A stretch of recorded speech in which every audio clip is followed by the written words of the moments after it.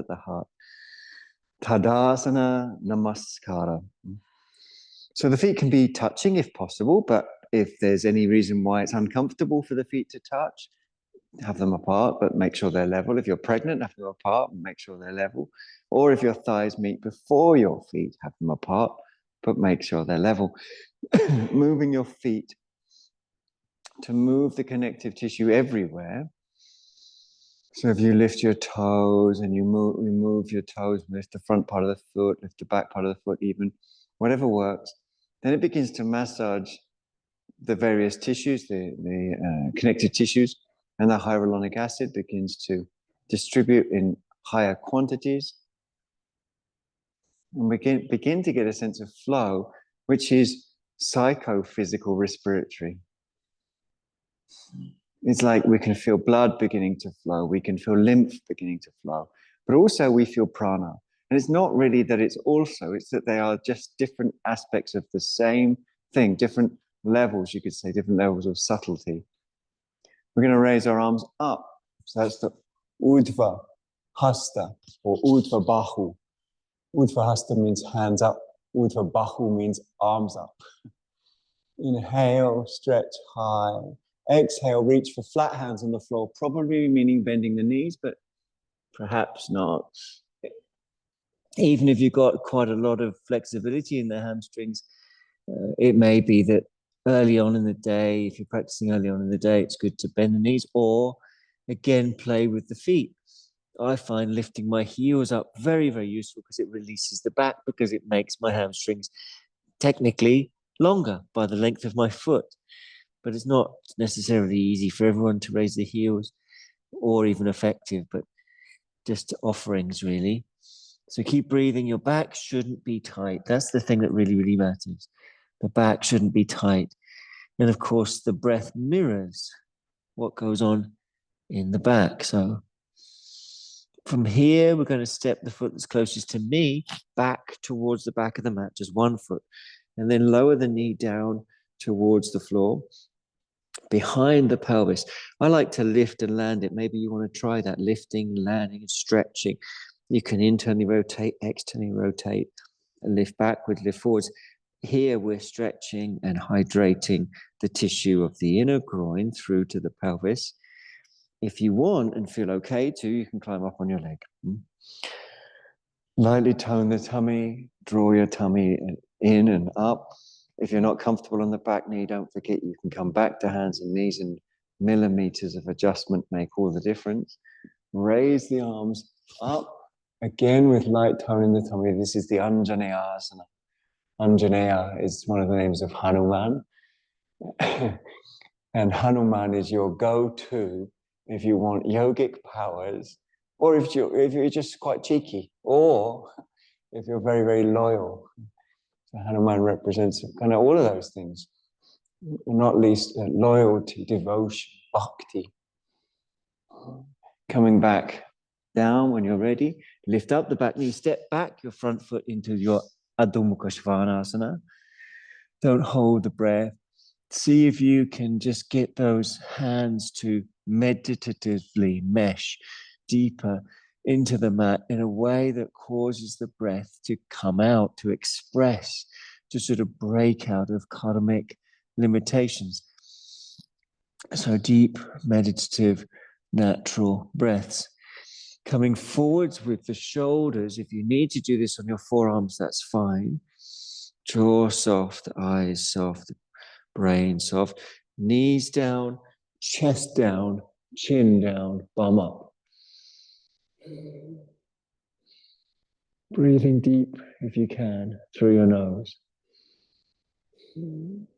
From there, coming into a version of Bhujangasana. So on the forearms, lifting up your chest. You can stretch the legs back and bring them closer if you want. I don't guess that anyone particularly wants to, but you could, if it felt like that was the thing your body wanted, bring your hands on the floor and lift your chest up. That's another option, but probably forearms is the right thing, first thing. Either way, the spine goes deep, the chest lifts up. Spine goes deep, chest lifts up. Whether you're on your forearms or further up, we're going to tuck the toes under, bring our hands back to our down face dog. And we're going to get our feet back to our hands somehow.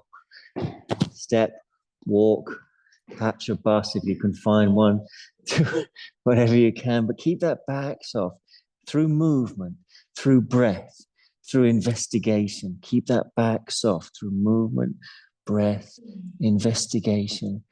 Movement such as moving your feet.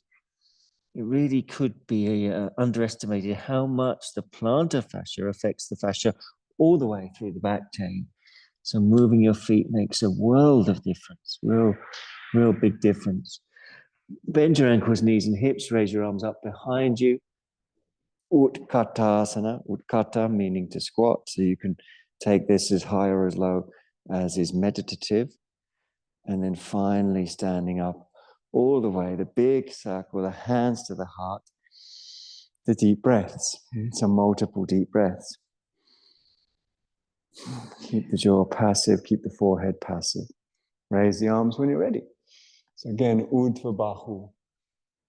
Right, turning the tummy, inhale, exhale, hands flat to the floor. So of course, bending the knees is a very good option.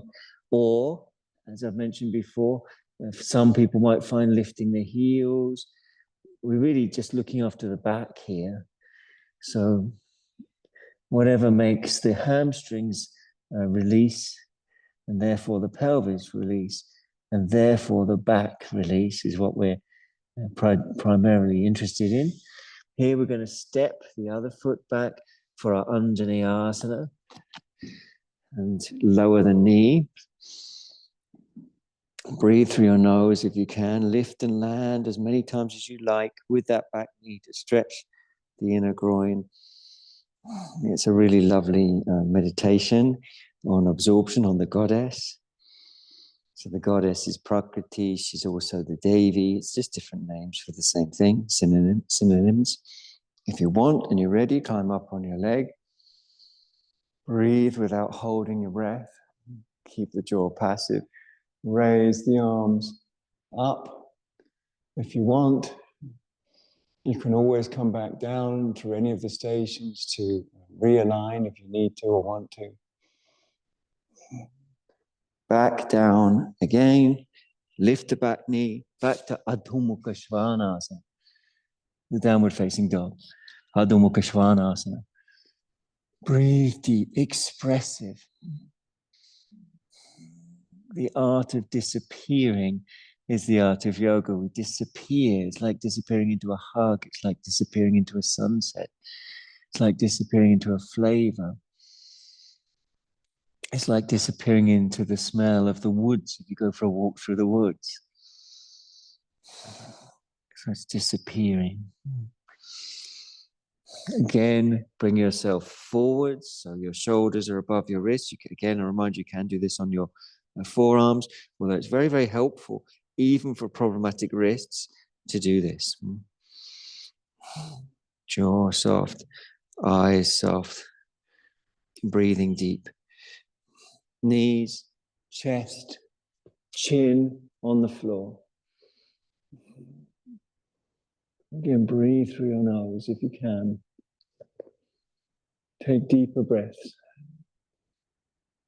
Keep investigative, reiterative tone going through the belly. It's all about energetic movements or the movements of vayu, energy. From here, we come forwards to our elbows and forearms. Stretching the legs back and bringing them closer. Stretching the tummy forwards.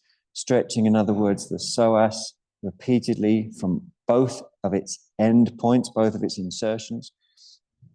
That is the top of the inner thighs and through the sides of the lower spine. There is the option for those that feel comfortable or want to bring the hands by the sides of the body and focusing on calmness. The spine draws deep in as a meditation beyond time, beyond trying, as a meditation. As the spine draws deep in, particularly the lumbar, we lift it. It's gentle though, it's all very, very gentle. From here, back to forearms. From there, back to down face dog, Ardha Mukha Svanasana. Breathing as calmly as you can. Jaw soft, eyes soft, brain soft, throat soft, tongue soft, forehead soft. You get the picture. Stretch the armpits, stretch through the ribs, stretch to the groins. The more you stretch up in down face dog through the front of the body, the more you release down through the back of the body. It's dynamic to stretch up. It's reiterative. Great. We're going to get our feet somehow back to our hands. Step, walk, jump, roller skate, whatever you can. Bend ankles, knees, and hips. Raise your arms behind you, like you're skiing. And then raise your arms up and meditate, which means fall in love. Breathing natural. Stand all the way up. Take a big circle. Bring your hands to your heart. Take 3 deep breaths, really expressive deep breaths. Jaw soft, eyes soft, toes relaxed. Stretch out the plantar fascia repeatedly on the soles of the feet. We're going to raise up the arms again. So up you go. Light tone in the tummy. Breathing through the nose. Make sure your neck has flow to it. Make sure the neck has flow. It's a psychophysical, surrendered experience. Inhale, stretch up. Exhale, fold down, hands flat, no discomfort in the back. For me, I straight away raised my heels up.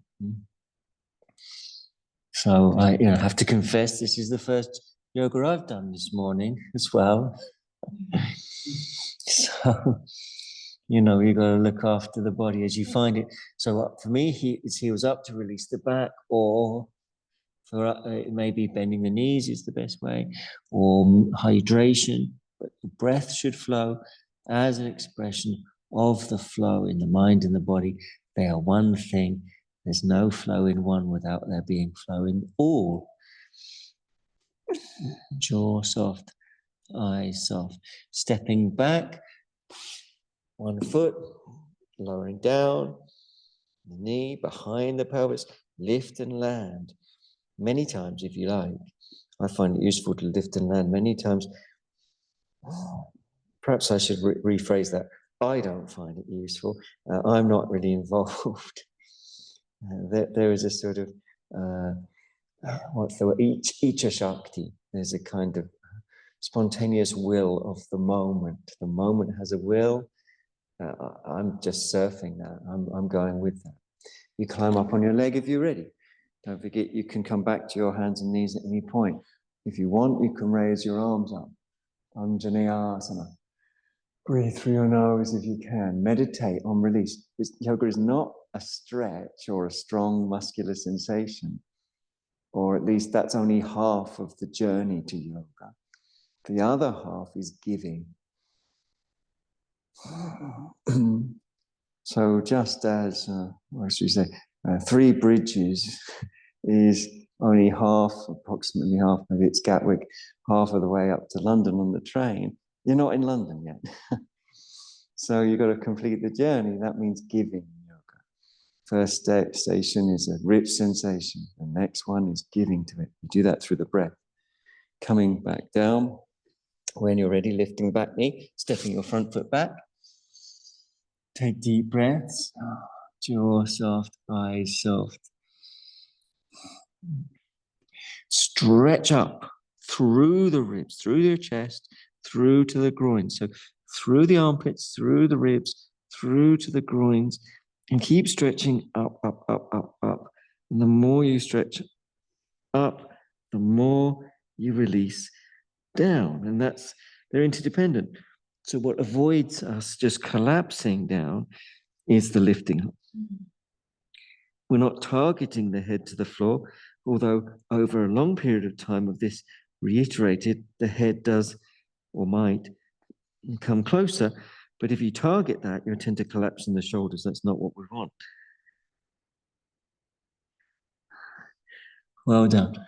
Bring your shoulders forward so you come into your kumbhakasana or palankasana. Breathing through your nose, if you can. Knees, chest, chin on the floor.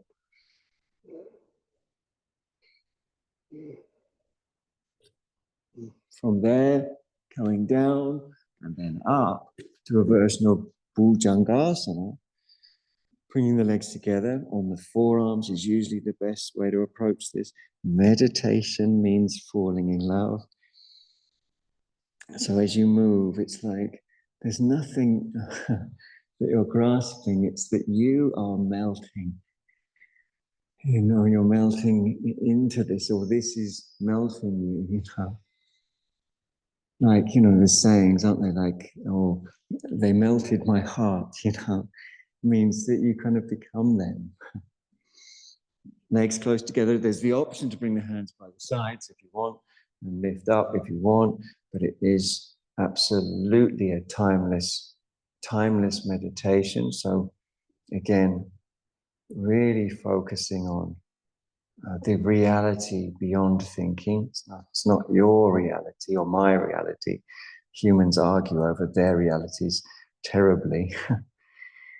But it's a reality beyond you and me. It's, you know, it's what happens when you and me disappear. Coming back down when you're ready, back to your Adho Mukha Svanasana, downward facing dog, as calm as you can, as meditative as you can.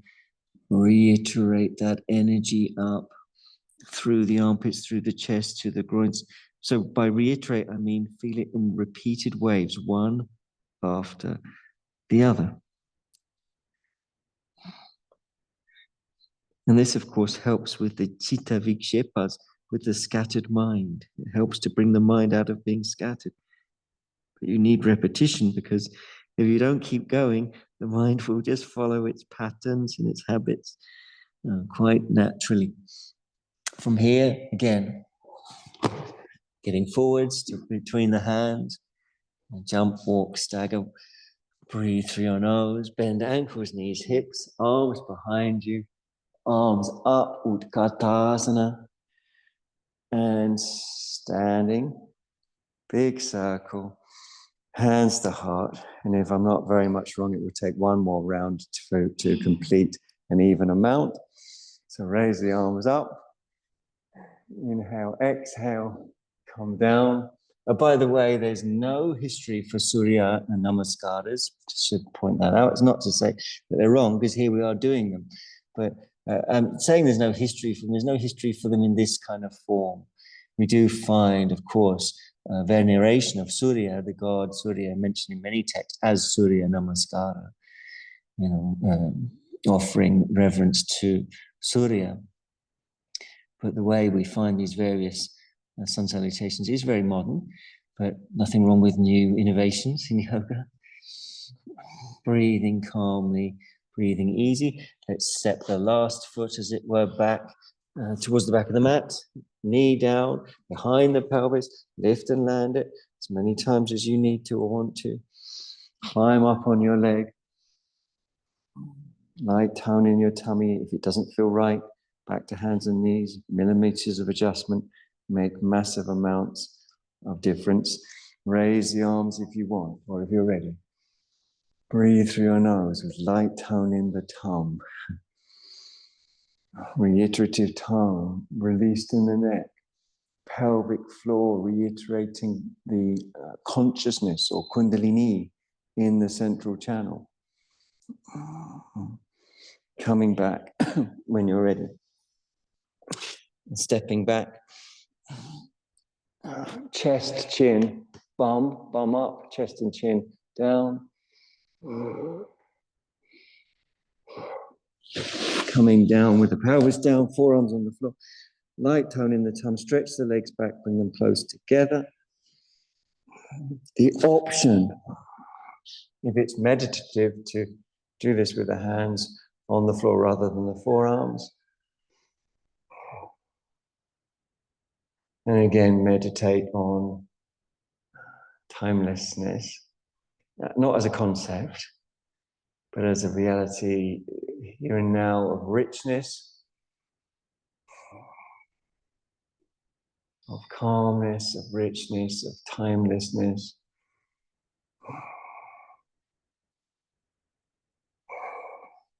Great, coming back down and then back up into your Adho Mukha Svanasana. Breathing through the nose if you can. Breathing through the nose if you can.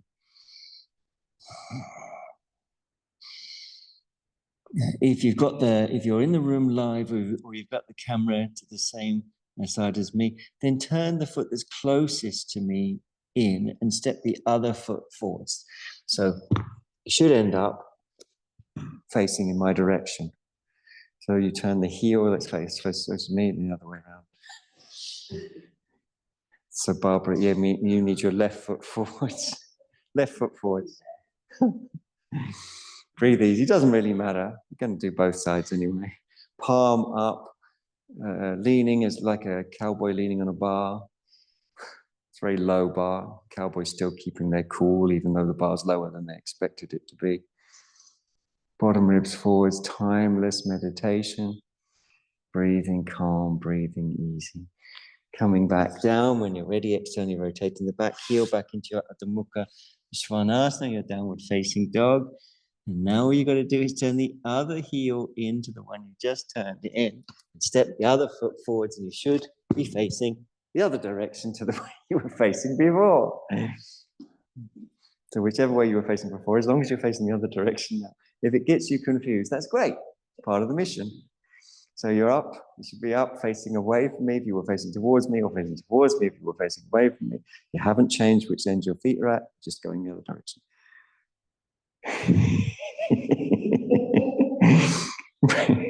Breathing. So the more your mind is unsure, confused, the better.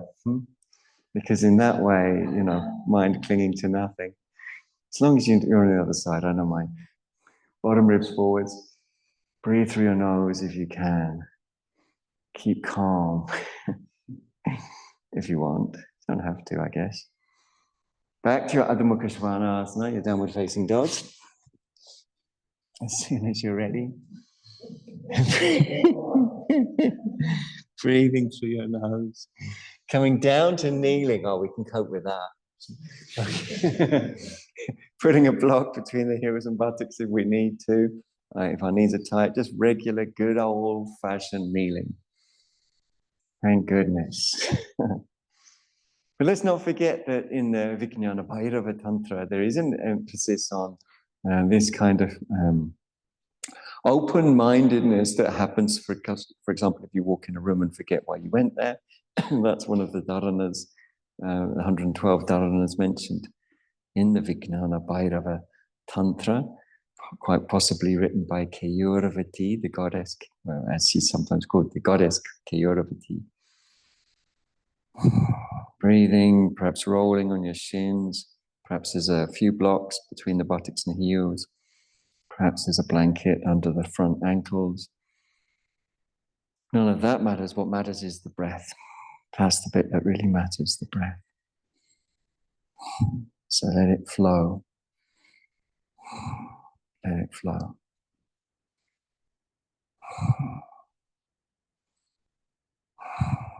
Okay, coming to hands and knees when you're ready, please. Taking a breath or two, just letting the pose move spontaneously. So one of the fundamental things we're learning in yoga is spontaneity. If that's not an oxymoron, to learn spontaneity, it's really to recognize that level of surrender, that level of shraddha, trust. Now we're going to take the arm that's furthest away from me and bring it towards me. It won't matter if you do it differently. There's quite a lot of individuality in the class this morning. Breathe through your nose if you can. This is, of course, the Suchirandrasana.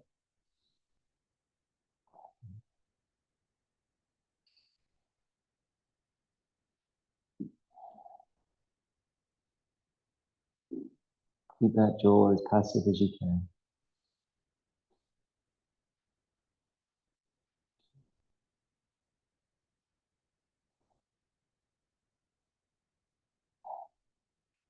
Coming back up when you're ready, back to hands and knees. And obviously, you're going to do the same thing the other way. I'm turning around, but don't you turn around, because you don't need to. You just need to bring your other arm underneath, palm up, extend out your other arm.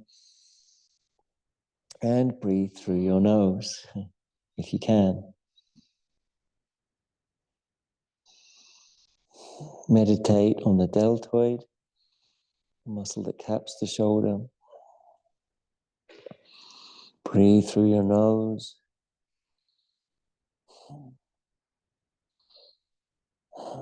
A rich sensation is required as a doorway, but it's also required that you go through the doorway. No point having the door if you don't go through it. So that's what we mean by the giving stage, the breathing into it stage. This is the beautiful self-surrender or self-melting. You disappear to reappear, tathagata. Coming on up when you're ready, back to hands and knees. Catch a deep breath, or 2 or 3 or 4. When you're ready, you choose this time. You probably would have done anyway, but you choose this time which arm and which leg go up, as long as they're opposites. Don't think many people will try the same. And ranging around, spontaneously dropping, lifting, swaying. Whether your back toes are tucked under or pointing back, it's up to you. Don't hold the breath, don't hold the breath. Some people like to reach back for the back leg. That's okay if you want to, that's fine. Breathe through your nose, keep the tummy toned, pubis to chest.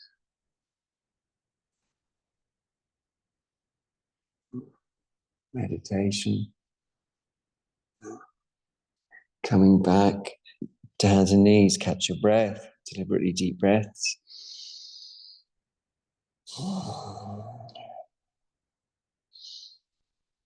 Once the breath is deep and flowing, then obviously opposites again. And again, spontaneity. Beyond thinking, it's just like dance or love, or it's a surrender. And that's where all of the magic of life exists, in surrender. All of the magic of life. And at times in our life, we've forgotten about magic, and it's got become boring and mundane, and we yearn for something else, something exciting. But what we always yearn for is the magic. And the magic is always just around any corner, any moment that you surrender to. Again, if you want to take the foot with your hand, that's an option. But it's about surrender. So I've put it in the form of 2 stepping stones in the first of my 3 unpublished books. A beautiful piece of artwork there by Nate Cordery that maybe no one will ever see. But it's very beautiful. 2 stepping stones.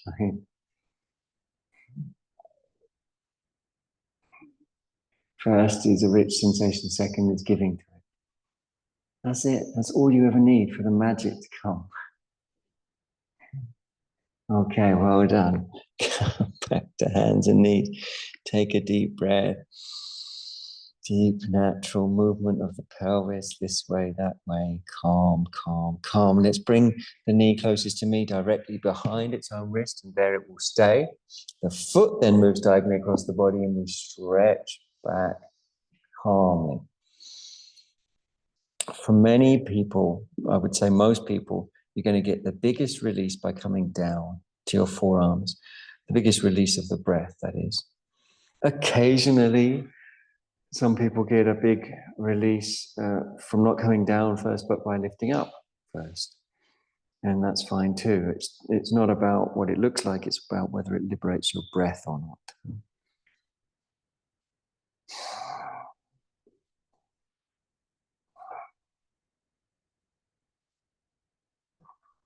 So move in any ways that liberate the breath. That's all.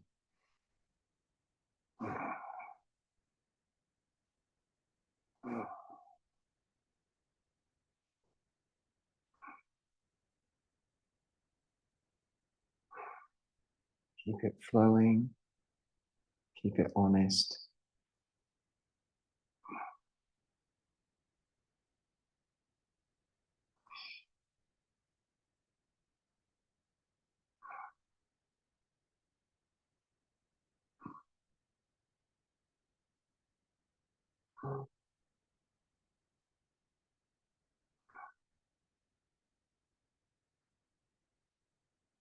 If you're up, come down a little. If you're down, come up a little. Tuck your back toes under, bring your back knee forwards, come back to hands and knees. Take a deep, deep breath in and a deep, deep breath out like a sigh.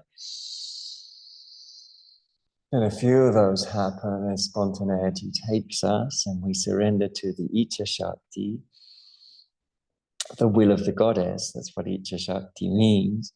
But that's not like some external being that's on the outside of us, but the goddess represents the interdependence of all things, including what we call my thoughts, my sensations. They're interdependent. And if you relax, everything works together because everything is together. Everything knows each other. Everything's compassionate. Everything's wise if you relax. Let's bring the other knee forwards directly behind its own wrist. The foot moves diagonally across the body and you stretch back. Again, for most people, coming straight down to the forearms is the way to go because you get that great big breath release, you get that mind release, you get that body release. And with it, this sort of immediate shedding of karmic particles, metaphorically speaking. Maybe it's not metaphorical, but anyway, that's how it is. A sense of, all the stuff that sticks to us just dropping away. Just dropping away.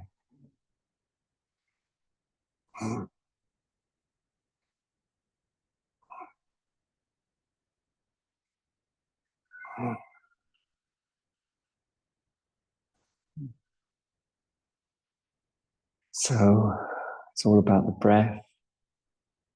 I think I've said that before.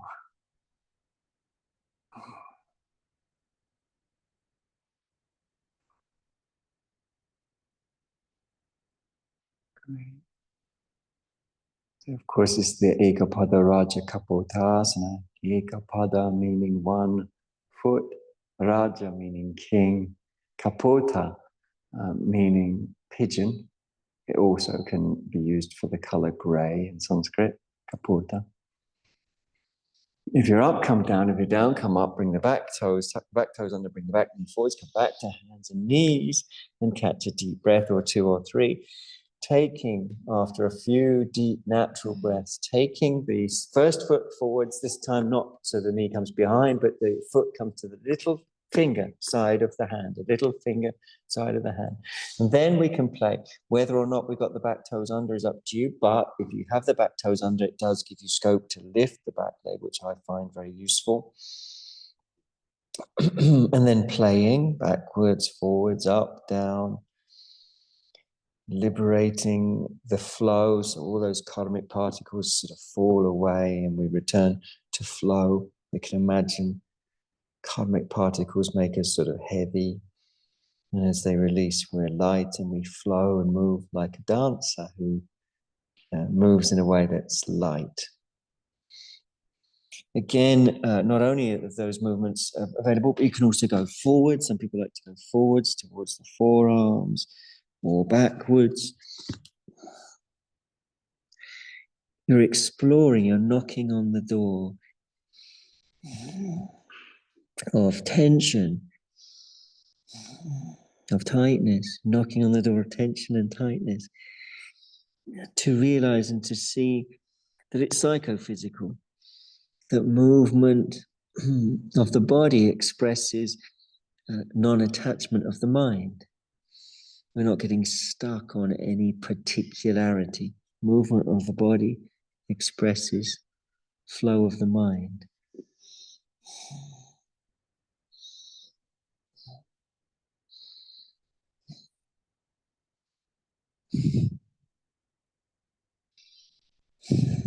So it's all about the breath. Coming back to hands and knees. When you're ready, don't rush it, of course. Take deep breaths. Feel loose, free, relaxed. If ready, the other foot comes forwards. Similarly, little finger side of the hand, well done. And then we're moving. Perhaps the back toes are tucked under. Perhaps you want to lift the back leg. Play with that. That can be very, very beneficial. Moving it forwards, moving it backwards, turning in, turning out. Just as cats don't need to be told or read books about how to stretch, neither do other mammals, including the sapien. The sapien doesn't need to think about how to stretch. They give to it. Just as the cat isn't having a little thought or hasn't read a little book or been advised by a yoga teacher, they just go with it. They go with it. So you're a mammal too.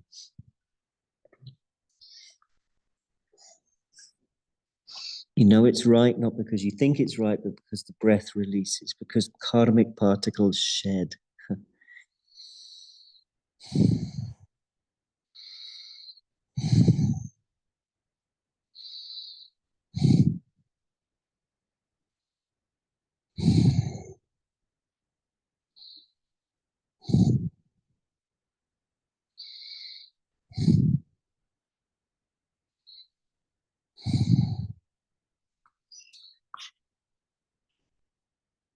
So many ways you can play with this.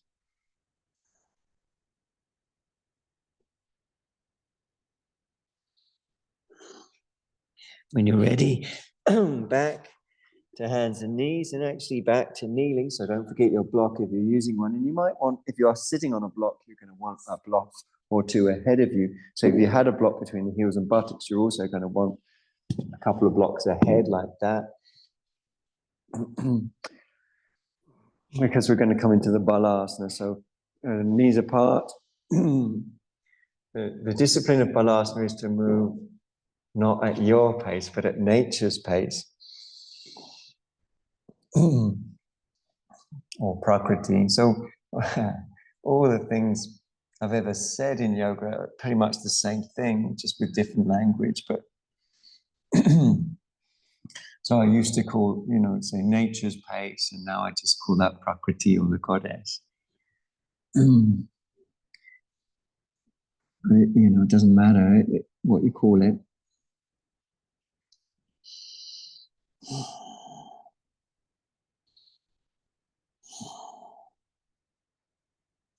Thighs down as you move, top of the thighs. That's a meditation. It's not an action.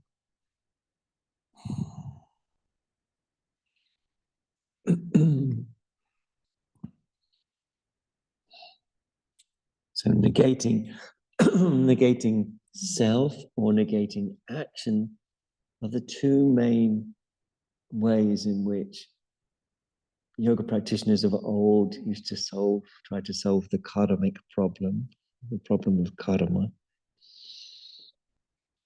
But you can combine them both. Negating the self is negating the action, because if there's no actor, then in a sense there's no karmic action.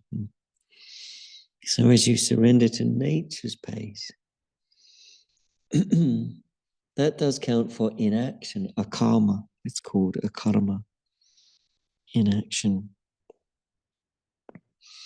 Inaction, that is, of the karmic self, splashing through the lake of reality, causing ripples here and there, the negation of the karmic self.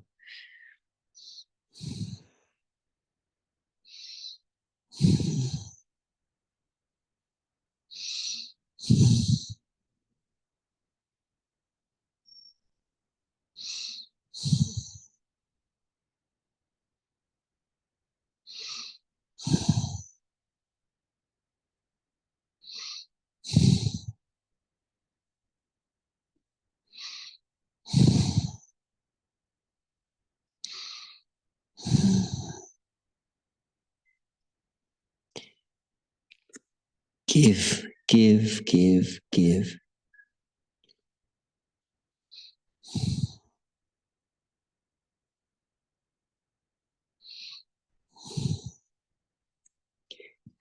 Coming up very, very calmly to lay on your back. It's not corpse pose, by the way. Not anywhere near it. Look, we are going to lay on our backs, which I think we'll like, with our hands underneath the head, fingers interlaced. We'll take 5, 6, 7, 8, 9, 10 deep breaths.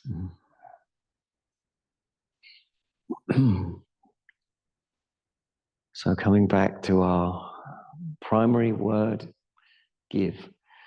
And all other words that we use in yoga are really versions of that. Even the word Om, which is a very, very natural sound, the speculation that other hominid groups before the sapiens may have had a word that starts with an open mouth aspiration with a closed, ends with a closed mouth, nasal. So him is speculated as a, perhaps first sort of words that people may have spoken, or hum, or om. And after any of those, it's natural for the first word to come ma, om, hum, cream. So ma is the mother in most languages or variants thereof. So from the great before, in Shaivism it's called Shiva, the great before, pure potential, which is represented by Om. It comes this mother, the foundational birthplace of all things, interdependence. So everything comes into existence. So that's called Shiva Shakti in the Shaiva tradition. Lift up your feet. Have the lower back intimate, but relaxed, melting, breath centered into the floor. And as the legs drift towards the head, let the head lift up. And we can feel our abdominal muscles breathing through the nose. We're just going to start taking actions with the legs, one away, one towards, very small range of motion.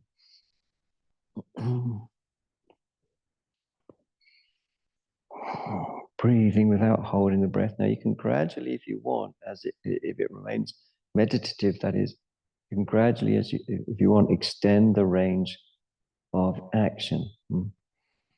So it can even extend out to full extension of the legs, if you wish. To look after the back, you might find you want to kick a little higher up. That sometimes makes the back feel softer. And you might find a little recoil quite useful as the leg draws back. It can sometimes be used to lift the pelvis up for a second or a moment, if you want, if you find that useful.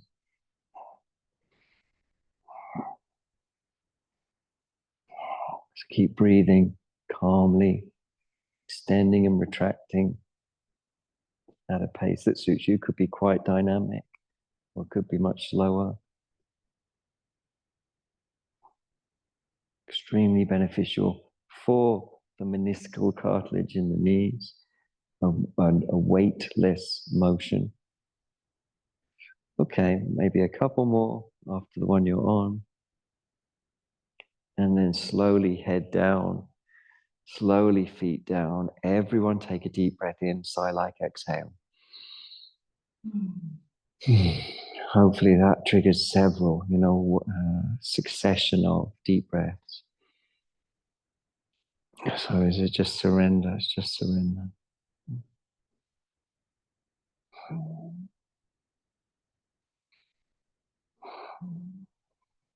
Float your feet up off the floor. Practice it a couple of times by landing and then lifting, so that when you lift, the ankles are completely passive. Your feet just hang from the ankles. And similarly, with the shins, they just hang from the knees. So lift and land a few times, but emphasize the passivity and the way in which the feet should feel like they hang, from the ankle joints, and the shins hang from the knee joints. And once you've done it a couple more times, lifting and landing, then again let your legs drift with these very, very passive ankles, very, very passive shins. Lift up your head if you're ready. Now we're going to take some of that passivity out by extending the angle at the back of the knee. So there's some quadricep activity. Opposites towards each other, opposite knee, opposite elbow. They don't have to reach. It's just the journey, the direction of the journey, not the destination. We do it on both sides 3 times. Without holding the breath, of course.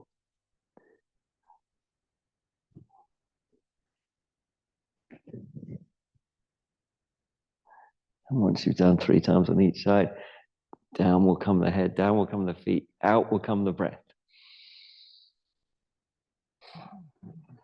And every time these more and more deep natural breaths happen, your intercostal stretch between the ribs, your diaphragm releases any of its tension to do with uncertainty. Sternocleidomastoids activate more easily, and the timing between these muscles gets better, so the breaths become more deep, more naturally. We're going to release the hands from behind the head. We're going to stretch your arms towards the feet, probably not holding the shins, but probably holding the mat. But if you've got very long arms and very short torso, and it's very, very easy to hold the shins, that's okay. But otherwise, most of us holding the yoga mat, using it to pull the shoulders down, away from the ears. And that's worth focusing on, that pulling down sensation away from the ears. You might turn your arms out at the shoulder. That also starts to deepen muscular sensations of massage. If you want, and if you're ready, tone your tummy, draw it in and up, and lift up your pelvis, turning your arms out further, still holding the mat if you're holding the mat, still holding the shins if you're holding the shins, making sure your lower back doesn't hold any tension by moving up, moving down, moving left, moving right, circling, whatever works, but making sure your lower back doesn't hold any tension.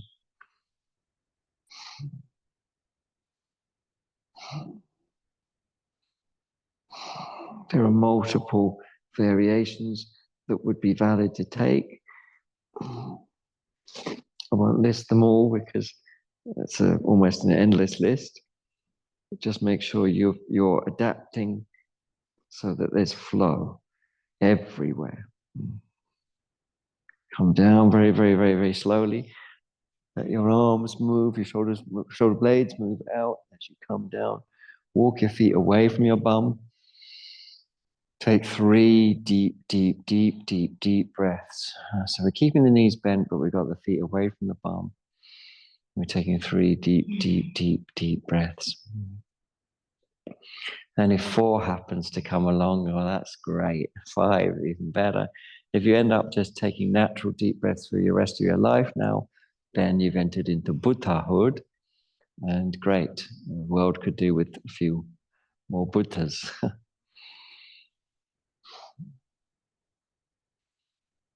Jaw soft, eyes soft, throat soft, brain soft.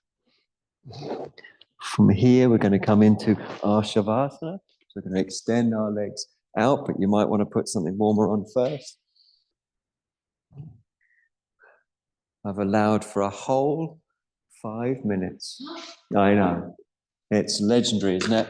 Very, very rare. I know some yoga teachers give lots of time for Shavasana, and I respect them for it. I'm afraid I'm a little negligent in this department, but not today. Today, we've got 5 minutes. Well, 4.5 now. So make sure you're comfortable, make sure you're warm. It is an important pose, very important. In fact, it can be the pose that you do. You can just practice Shavasana.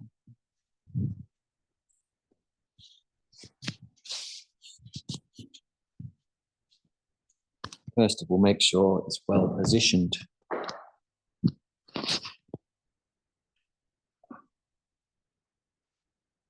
So shoulder blades tucked under, laying on your back for Shavasana. And I'll guide you through a very brief guided Shavasana body scan. So once you're in position with the shoulder blades scooted under, just feel your head, your arms and your legs.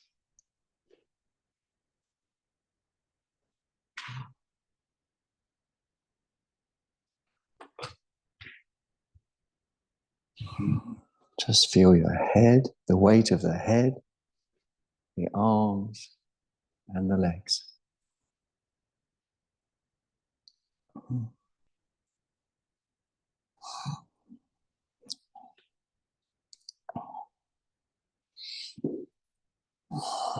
Notice the back of the heels. Just notice.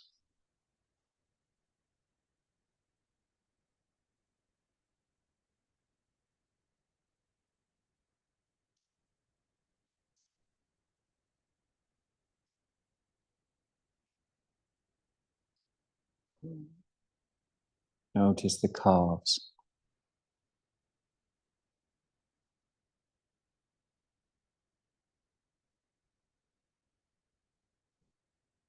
Back of the thighs.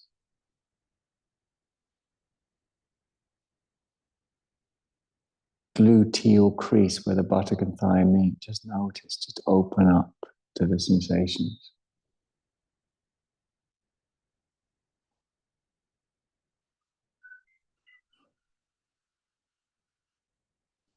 Notice the left buttock. Just open up. Notice the right buttock.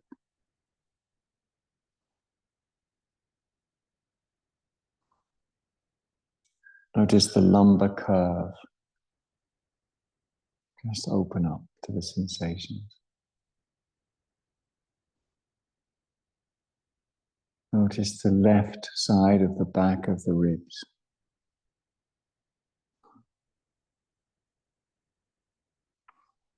Notice the left shoulder blade and left arm.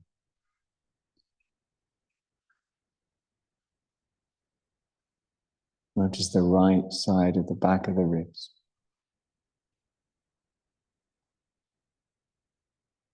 Notice the right shoulder blade and right arm.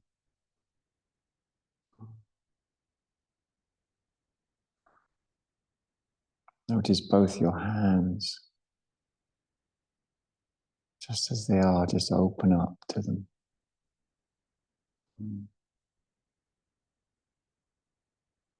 Notice your face, just the way it feels.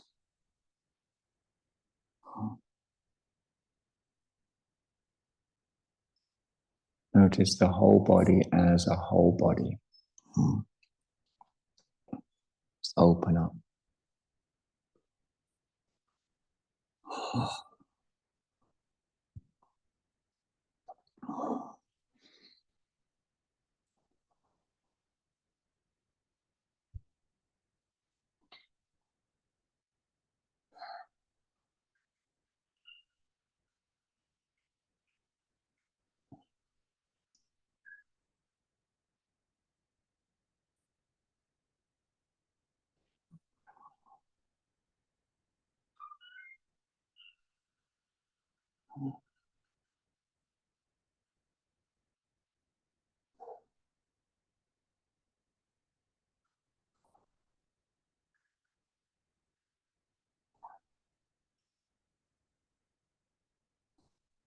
Notice the dissolution of inside and outside.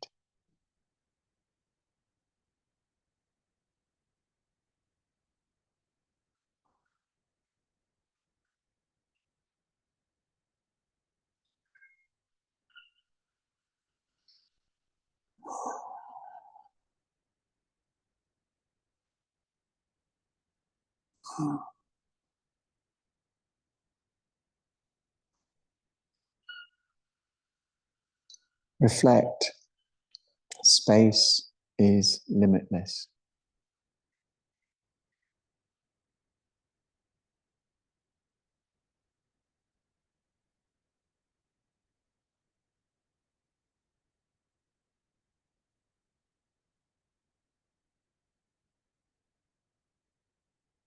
everything is limitless space.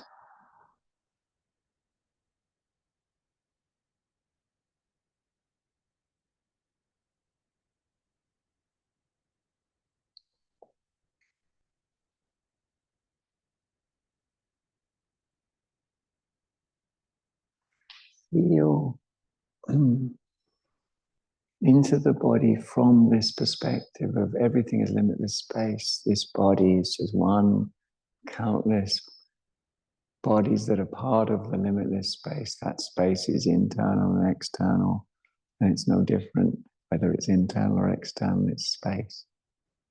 So feel into this body from that perspective. Feel into the toes by moving them. Feel into the fingers by moving them, wiggling them. Start to take natural stretches. So feeling into the body gradually like this. And then bending your legs and placing the soles of the feet onto the floor. And scooting the buttocks under. It's great to take an extra deep breath. Really let go the lower back. Really let go the lower back.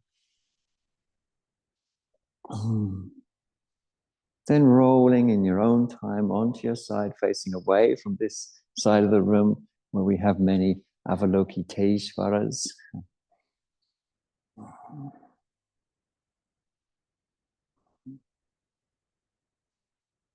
Rolling again when you feel ready.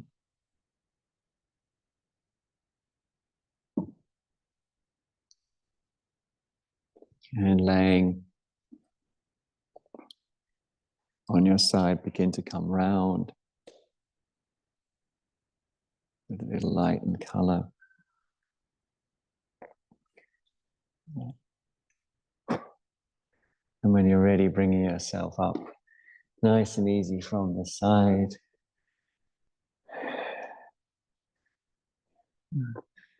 Hands to the heart. As I mentioned, we've got Avalokiteshvara, we've got Avalokiteshvara, we've got a picture of Avalokiteshvara. There's an Avalokiteshvara vibe going on, so we'll use his bija today, which is Om, which we'll use in place of Om. May any benefit that we've gained in our acting in this way go to the alleviation of the suffering of all beings. Om.